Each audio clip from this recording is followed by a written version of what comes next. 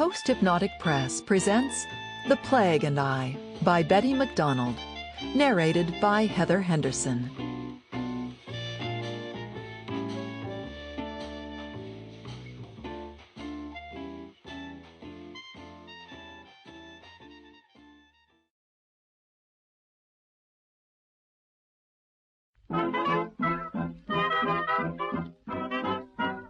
One. O Captain, my Captain. The captain of all these men of death that came against him to take him away was the consumption, for it was that brought him down to the grave. Bunyan, The Life and Death of Mr. Badman. Getting tuberculosis in the middle of your life is like starting downtown to do a lot of urgent errands and being hit by a bus. When you regain consciousness, you remember nothing about the urgent errands. You can't even remember where you were going. The important things now are the pain in your leg, the soreness in your back, what you will have for dinner, who is in the next bed. By background and disposition, some people are better suited to being hit by a bus than others. For instance, Doris, who had worked in a government office with me. Her mother had a little tumor. Her father had a bad leg. Doris had a great deal of female trouble, and they were all hoping that Granny had cancer. Doris, her brothers and sisters, her aunts and uncles, her mother and father, her grandmother and grandfather, all of them, had begun life as barely formed, tiny little premature babies carried around on pillows and fed with eyedroppers. If they did manage to pull through the first year, and they often did, life from then on was one continuous ache, pain, sniffle, and cough.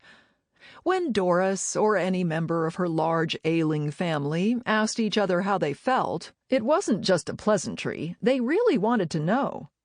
They were so anxious to be sick that they prepared for colds days in advance of the actual germs, like training for the big game. Doris would say Monday morning at breakfast that she thought she felt as if she might be getting a cold. Instantly, the whole household was on guard, and for the next week, Doris was given hot tea, whiskey and lemon, a little sweater to wear under her blouse, many pills to take at the office, including nose drops, which she administered by lying across her desk with her head hanging over the edge, a small screen to put around her desk to ward off drafts, sun lamp treatments on her back, mustard foot baths, and plenty of encouragement. By Saturday, she usually had the sniffles, as they called it, and during the next week she worked it into something big. To Doris and her family, tuberculosis would have been anticlimactic, but a definite asset.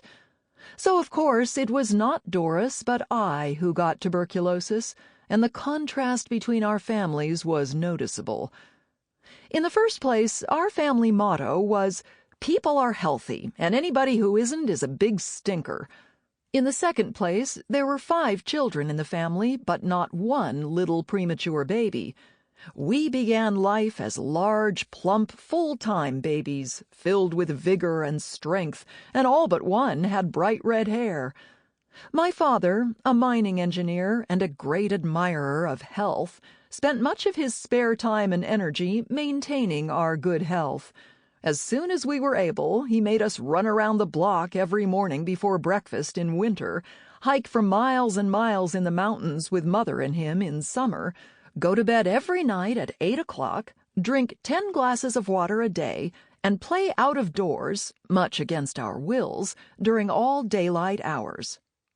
For my sister Mary and my brother Cleve, sisters Dee Dee and Allison were yet to come, this routine brought the desired results, but as I grew out of infancy, I turned thin and olive green, and remained so no matter how many times I ran around the block, which was undoubtedly why I was Gammy's favorite child.